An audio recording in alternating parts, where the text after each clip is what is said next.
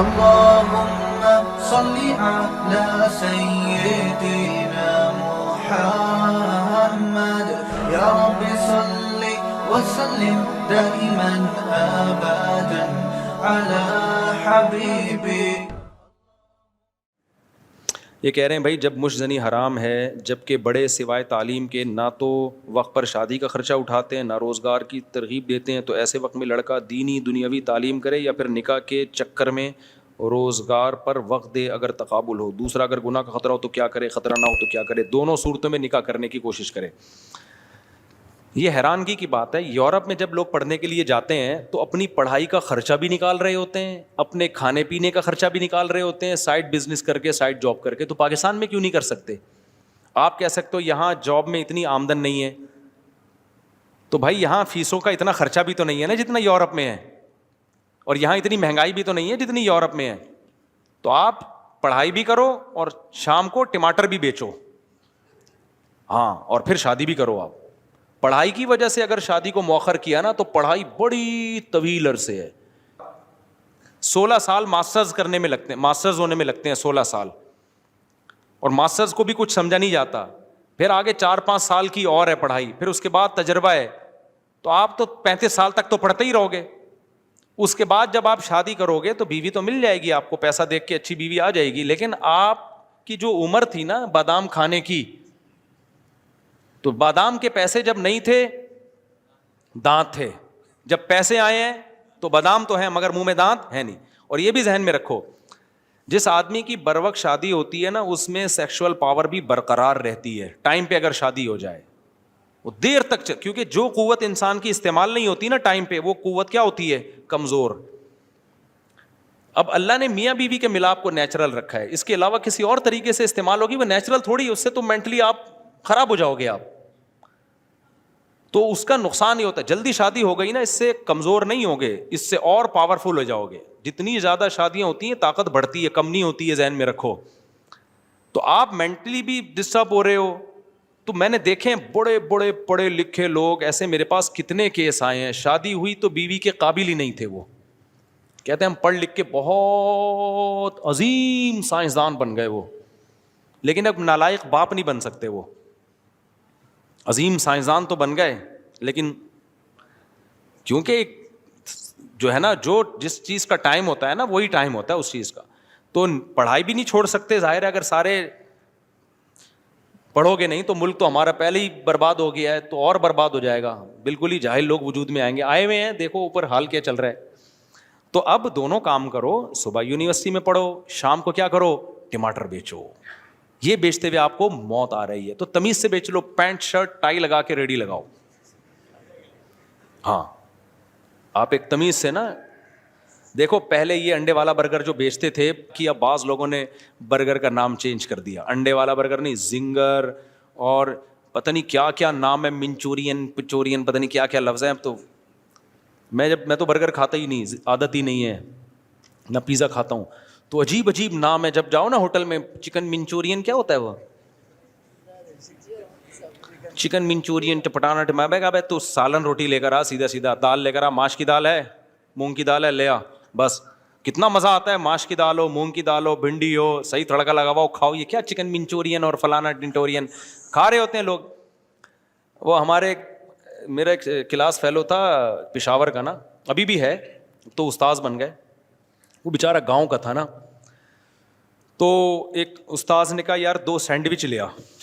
استاد علم سے کہا، وہ کہہ رہے یہ سنڈوچ کیا ہوتا ہے، مجھ سے پوچھ رہے سنڈوچ کیا ہوتا ہے. گاؤں کا لڑکا تھا وہ. میں نے کہا سنڈوچ نہیں سینڈوچ. اس نے کہا پتہ نہیں کیا چیز ہوتی ہوگی. دیکھا تو ڈبل روٹی ہے، بیچ میں انڈا ہے نا. کہہ رہے یہ کیا ہے. میں نے کہا بس نام ہے، ذائقہ اس میں نہیں ہے، پراٹھے میں یہ رکھ کے کھاؤ زیادہ مزہ آئے گا، سنڈوچ کے بجائے نا اس میں زیادہ مزہ آئے گا. تو ایسے ایسے نام ہیں. کیا بات کر رہا تھا میں، کدھر کو نکل گیا ہے. نہیں، ہاں میں یہ کہہ رہا تھا جو کمارے ہیں ان کی بات کر رہا ہوں. تو اب دیکھو یہ پہلے انڈے والا برگر بیچ رہا ہوتا تھا ایک دھوتی بنیان میں اور لگا رہا ہوتا تھا، تو برگر کے انگلش نام رکھ دیے، اتنے ڈفرینٹ قسم کے نام رکھ دیے، اور وہ خوبصورت سے انگریز بنا دیے اس میں، بڑا زبردست. وہی اب عزت کی آپ کا بھائی برگر کی شاپ ہے باقاعدہ آپ کی. تو آپ بھی ایسا کرو, ٹماٹر بیچو تو ایسا نہیں دھوتی بنیان میں ریڑی پہ. آپ نے کیا کرنا ہے, ایک خوبصورت سی ریڑی لینی ہے آپ نے. کیسی خوبصورت ریڑی ہوتی ہے, اس کو بناؤ نا بڑی تمیز سے, ٹماٹر اس میں پیکنگ میں رکھے ہوئے ہوں, ہر ٹماٹر پہ نام پتہ لکھا ہو, کس کہاں سے نکالا ہے آپ, اور پینٹ شرٹ میں 3 پیس سوٹ میں آپ بیٹھے ہوئے ہو, اور ٹماٹر بھی نہیں ہو, ٹومیٹو, اور اس کو آپ انگلش میں بیچو per K G. Sir I am going to purchase, I am going to sell this tomato per K G 60 rupees per K G. And ایک پیکج بھی ہے ہمارے یہاں نا, پیکج یہ ہے کہ 50 kg اگر آپ لیتے ہیں سر تو ہمارے یہاں ڈسکاؤنٹ ہے, 2 ٹماٹر فری. ایسا اسٹائل تھوڑا چینج کر لو تو وہی ٹماٹر بیچنا کیا بن جائے گا, لوگ کہیں گے ہمارا بیٹا ٹماٹر بیچتا ہے, کوئی معمولی آدمی نہیں ہے. حقیقت بتا رہا ہوں. تو مطلب میرا یہ, آپ اس کو مزاح سمجھو, حقیقت سمجھو, لیکن آپ آر محسوس نہ کرو. یہ جو ایک دن میں کروڑ پتی بننے کے خواب دیکھ رہے ہیں نا لوگ یوٹیوب اور فیس بک پہ سرچ کر کے, تو یہ لوگ تو کروڑ پتی بن جاتے ہیں ایک دن میں, آپ کو کروڑ پتی بننے کا طریقہ بتا کے, کیونکہ ان کو اس منجن پہ اتنے ویورز مل جاتے ہیں, اتنے ایڈ چل جاتے ہیں ان کے اکاؤنٹ میں, تو کروڑوں روپے آ جاتے ہیں. تو یا تو وہی طریقہ اختیار کرو, آپ ایک یوٹیوب پہ چینل بناؤ اور لوگوں بتاؤ کروڑ پتی بننے کا طریقہ, تو دیکھو دے دنا دن آپ کے ویورز آئیں گے, پیسے آنا شروع ہوں گے. باقی بھائی کچھ کام کرو, کام سمجھتے ہو, تو اللہ نے نکاح کرنے والے کی مدد کا وعدہ کیا ہے. ٹماٹر بیچو گے اللہ اس میں بھی کیا دے گا, برکت دے گا. نبی صلی اللہ علیہ وسلم نے فرمایا ثلاث حق علی اللہ عونہم, 3 آدمیوں کی مدد اللہ نے اپنے ذمے لازم کر لی ہے. ایک وہ غلام جو اپنے آپ کو غلامی سے آزاد کروانا چاہتا ہے کہ مالک کو پیسے دوں اور میں آزاد ہو جاؤں, اللہ اس کے لیے پیسے کا انتظام کر دے گا, کیونکہ اللہ تو پہلے ہی چاہ رہے تھے کہ تو آزاد ہو. دوسرا, آپ صلی اللہ علیہ وسلم نے فرمایا وہ مجاہد جو اللہ کے راستے میں جہاد کرنے کے لیے نکلا ہوا, اللہ تو چاہ رہے ہیں کہ پہلے ہی زمین پر اللہ کا نظام آئے اور ظلم ختم ہو, تو ظلم کی آواز کے خلاف آواز اٹھا رہا ہے, تو جو کام اللہ چاہتے ہیں وہی تو بھی کر رہا ہے.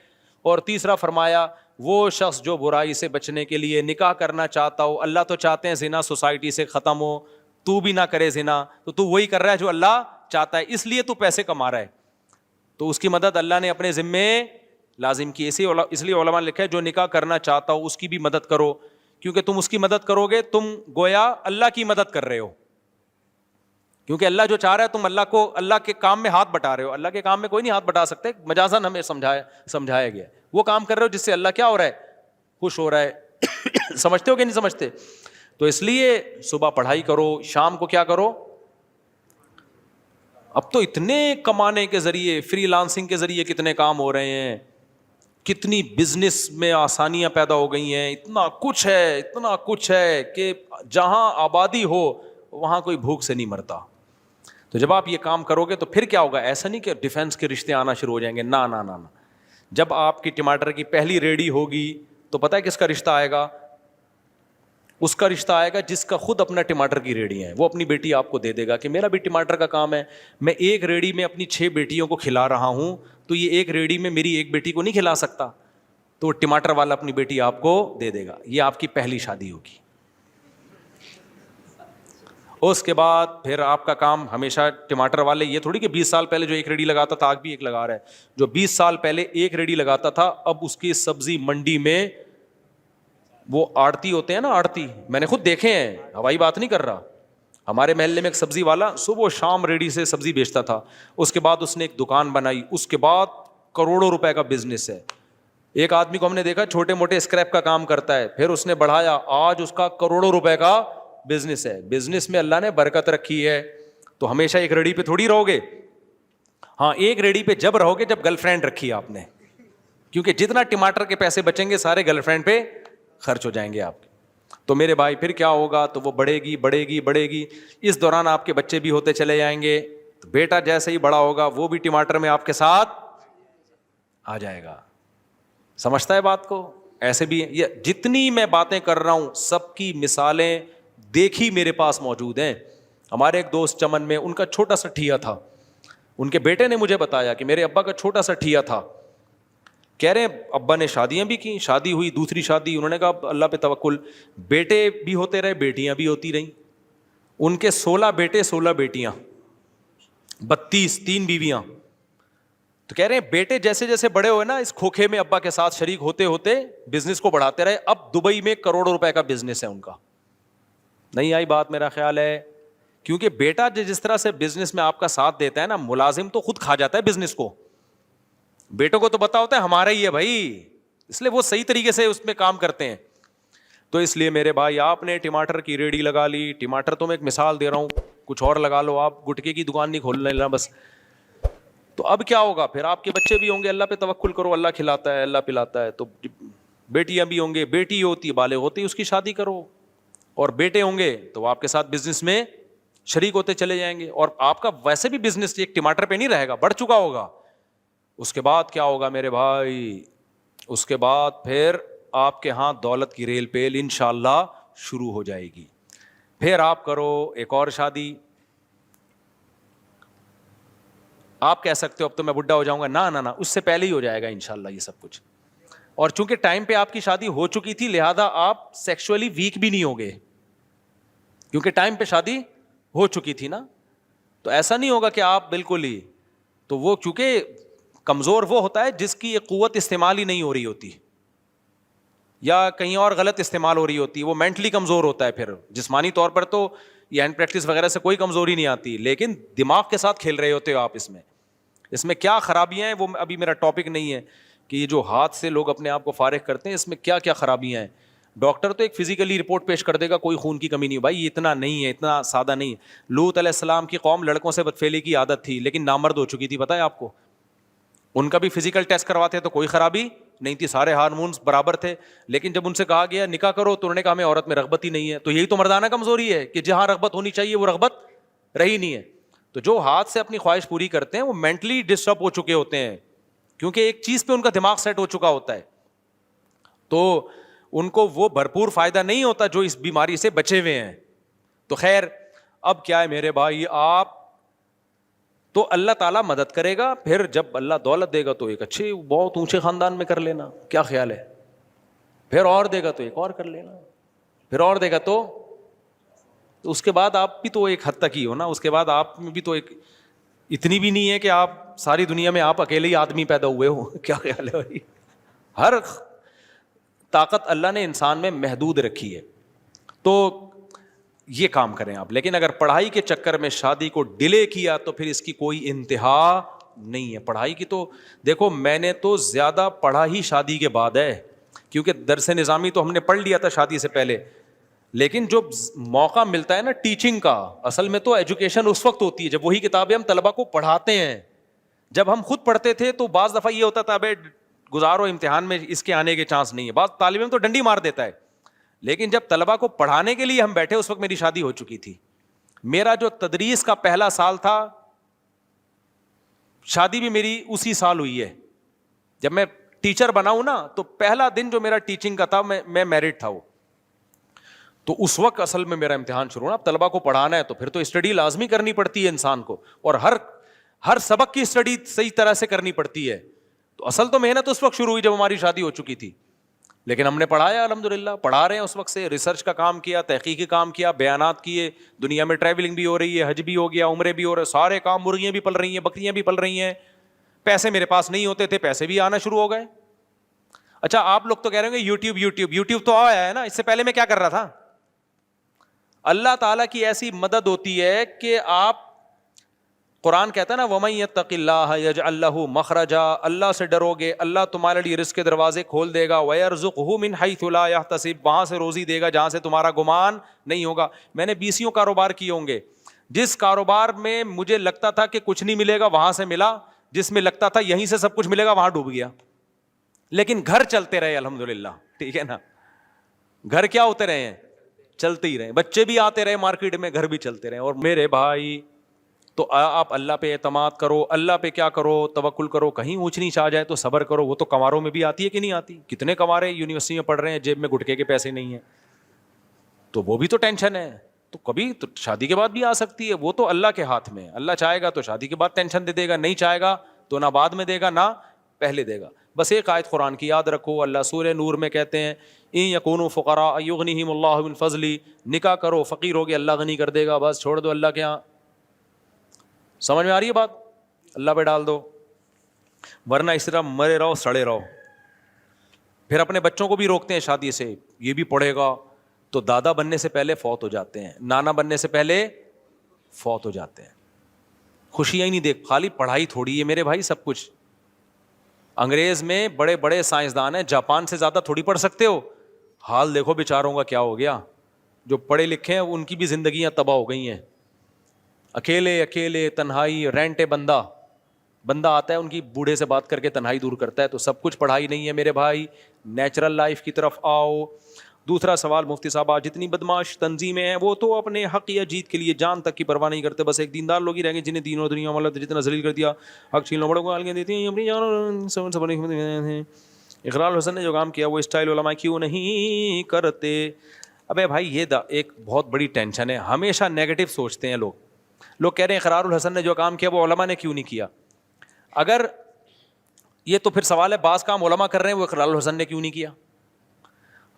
ہمارے ایک استاذ بڑی پیاری بات کہتے ہیں, ہم لوگ نیگیٹو بہت سوچتے ہیں. جو اچھا کر رہا ہے اس کو اپریشیٹ کرو, اس کو بنیاد بنا کے دوسروں کو برا بولو مت کہو.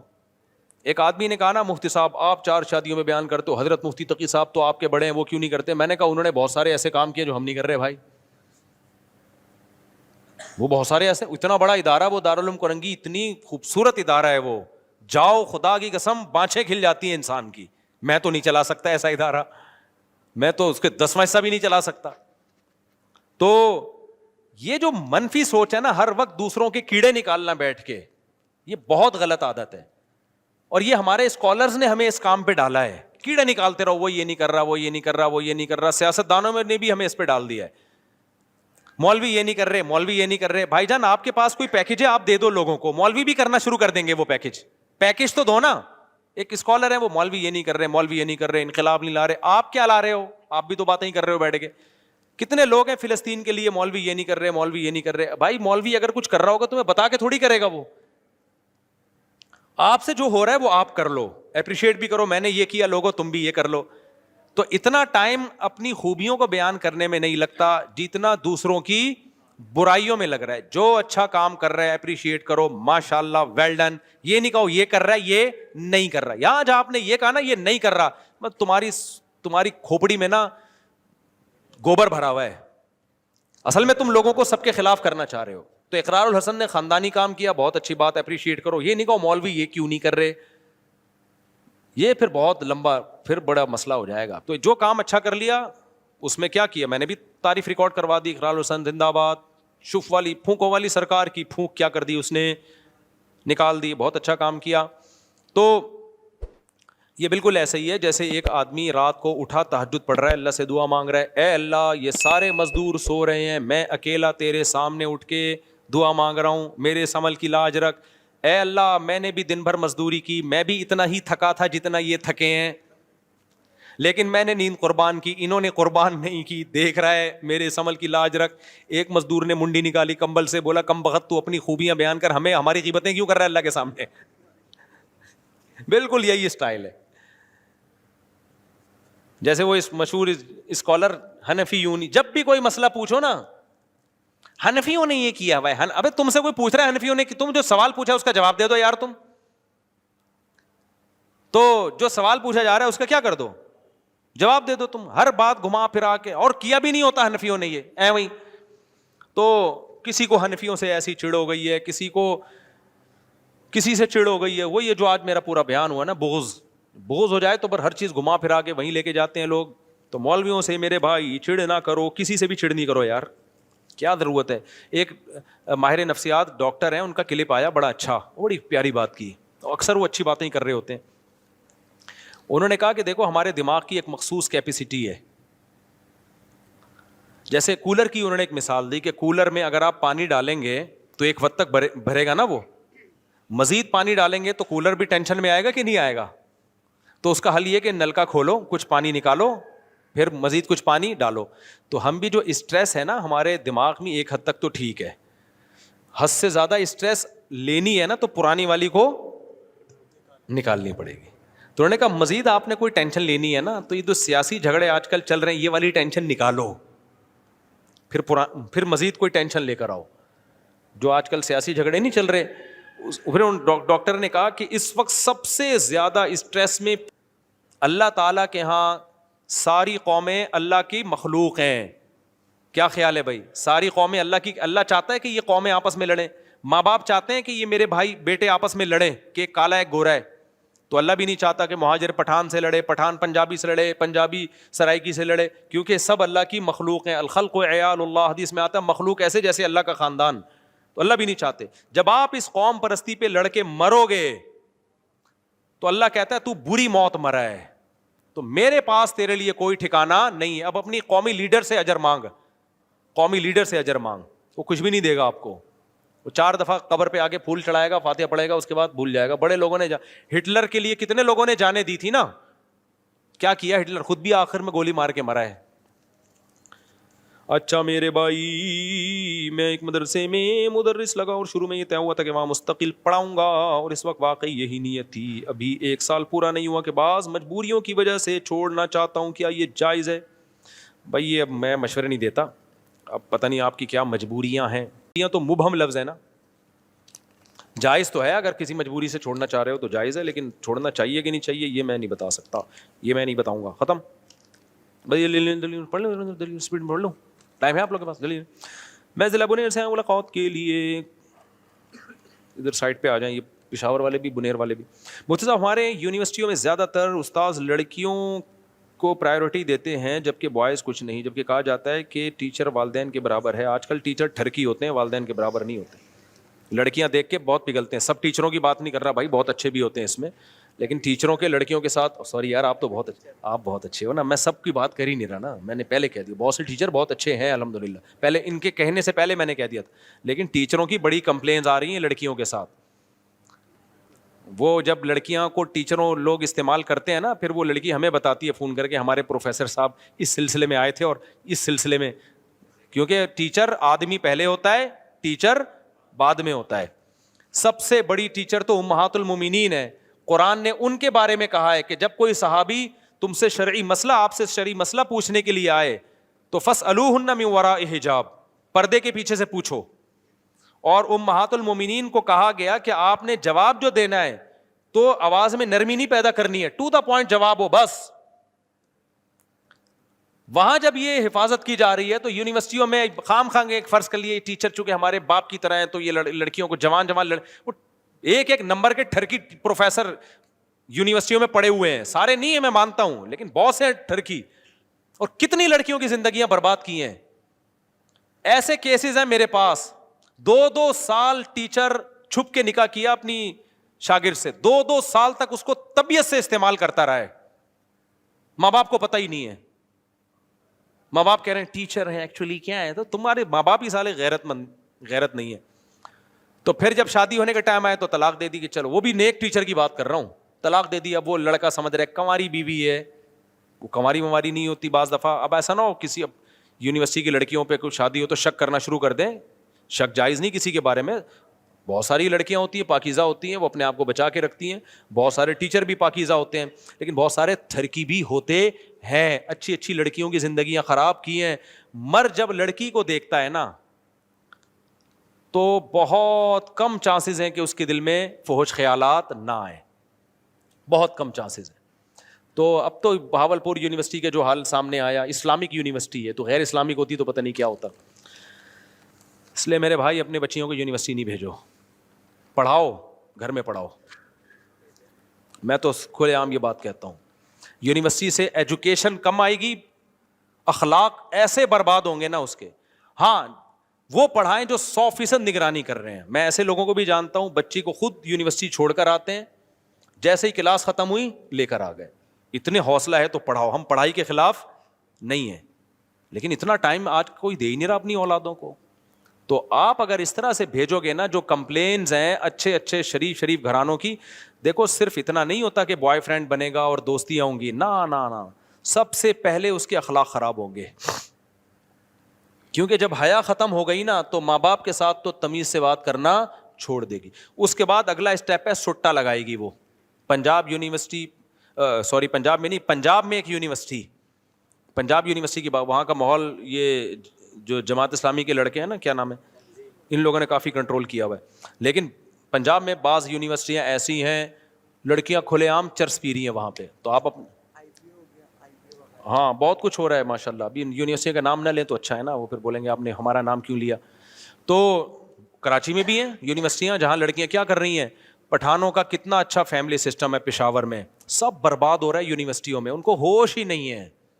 باپ ہوگا تبلیغ میں سال کے لیے گیا ہوا ہوگا, اور حضرت مختار الدین شاہ صاحب دامت برکاتم کتنے بڑے بزرگ ہیں اللہ والے, حضرت شیخ الحدیث کے خلیفہ, ان کی خانقاہ میں بیٹھا ہوگا, اللہ اللہ کر رہا ہوگا, سلوک کے منازل طے کر رہا ہوگا. ان کو پتہ نہیں ہوگا میری بیٹی یونیورسٹی میں کیا کر رہی ہے, پتہ نہیں ہوگا. کیونکہ بچیوں کو تو پڑھانا ہے نا.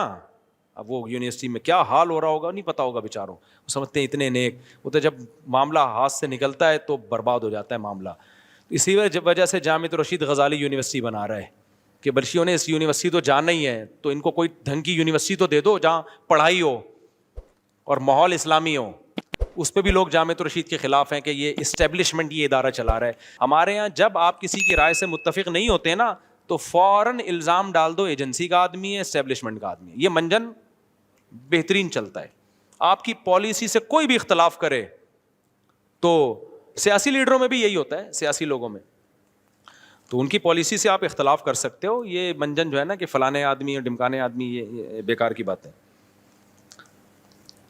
نماز جنازہ کی کتنی شرائط ہیں؟ صرف 4 فرض ہیں نماز جنازہ کے, 4 تکبیرات. اس لیے نماز جنازہ کی دعا نہیں بھی آتی نا تو تکبیر کہہ دیا کرو. یہاں بھی وہی ہے. ابھی کسی نے ایک اسکالر سے پوچھا کہ نماز جنازہ, اس نے کہا حنفیوں کی بہت مختصر نماز ہوتی ہے.